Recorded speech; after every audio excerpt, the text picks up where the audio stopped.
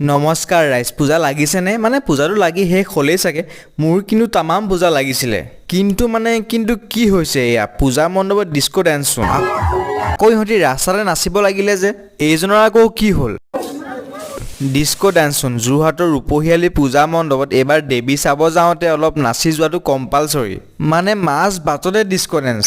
এইদৰে নাচি বাগি ওলাই আহি আমি যোৰহাটৰ ৰূপহীয়ালী আৰু জেপিয়াৰৰ পূজা চালোঁ। মা দুৰ্গাক এভাগি সেৱা অৰ্পণ কৰি আমি ওলাই আহি বাহিৰৰ বস্তু খোৱাত লাগিলোঁ। মানে যিয়েই হওক খোৱাটো মেইন নহয় জানো? চিকেন টিক্কা, 12 ভাজা, কেণ্ডি চব খালোঁ, মানে একো এৰিবলৈ নাই। এইফালে আকৌ আমাৰ বৌক চাওকচোন, কিবা বতাহত উৰি ফুৰে বোলে, এডাল কিনি ল'লে। খোজকাঢ়ি গৈ থাকোঁতে ভিৰটো দেখি বোলো কোনফালে যাওঁ, ঢেৰ মানুহেই মানুহ। এনেতে আকৌ এইজনক লগ পালোঁ। দাদাই অলপ এছাৰকে পোষ্ট দিছে, কিন্তু ষ্টাইলটো অলপ বেলেগ। ইহঁতক দেখিছেনে পূজা বুলি নাচি বাগি একদম ফূৰ্তিত মতলীয়া হৈ আছে। অলপ পিছে ফূৰ্তি কৰিবও লাগে নহয় জানো? কিন্তু